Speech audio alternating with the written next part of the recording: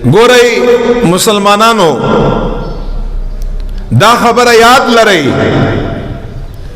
چه الہ العالمین رحمتنا دا بے حد دی دا اللہ مہربانی دا ډیر زیاتی دی دومره ډیری دی دا اللہ رحمت دومره ډیر دی د الہ العالمین مهربانی که زمونږ او تاسو نافرمانی او گناهونه چې مونږ او تاسو نشوي دي قصدن یا خطاً یا سهوا په هغې باندې دا ټوله ځمکه ډکه شي او بیا اسمان تم ورسي او ټول فضا ترنه ډکه شي او د یو بندا دومره ګناهونه شي نبی علیہ الصلوۃ والسلام مبارک فرمایي چې د الله مهرباني د دې نه پسم په دغه ټولو ګناهونو باندې زیاته ده مونږ او تاسو رب معبود واحد لا شریک ذات الہ العالمین پیژندلی نو دام ډیر په مهرباني او په رحمت باندې پیژندلی بشک الله جل جلاله قهار دی غالب دی جبار دی ذو انتقام دی او نیولیا ډیر سخت ده چې څوک ونسي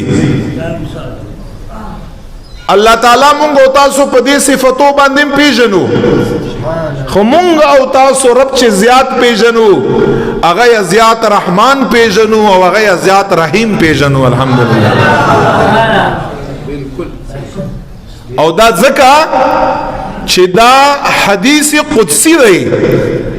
دا طریقه مونږ او تاسو ته زما او ستا رب ښودلې ده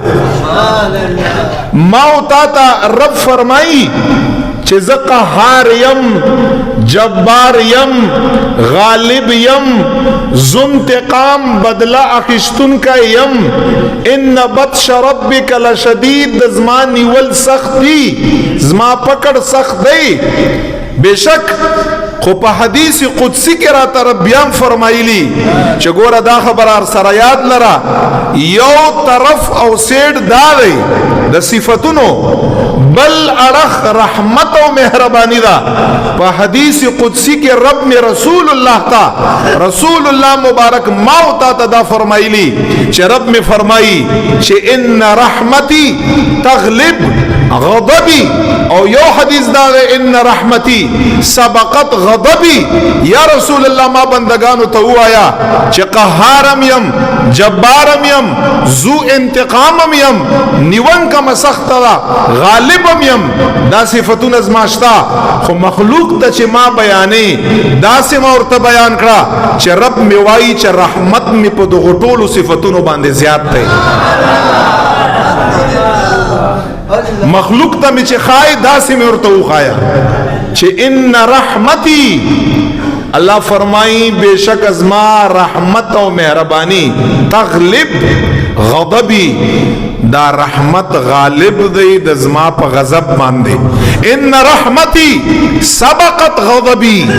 بشک از ما رحمت د زما د غضب نه دا ډیر زیات دی الله فرمایي ویلی ادا سیدی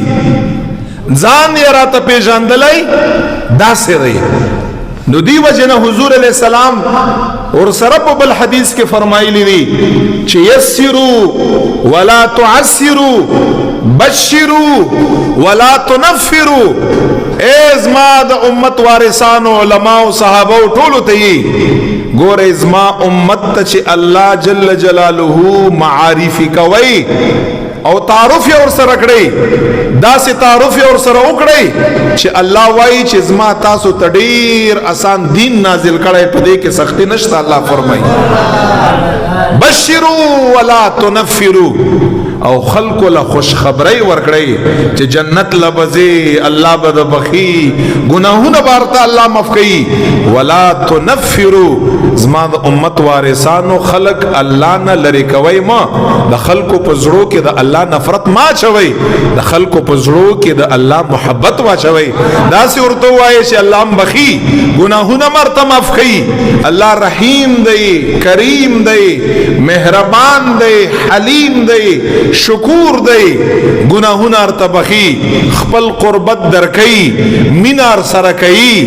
معاف کوي وي او الله جل جلاله عذاب نه بچ کوي دل تام کامیابی آخرت کې هم کامیابی نبی علیہ الصلوۃ والسلام خپل امت ته فرمایي الله تعالی خلق تداسیات کړي دا کس مونږ تاسو طریقه دا ډېر ګناهګار دی نعوذ بالله هغه باندې ته یو حدیث وایم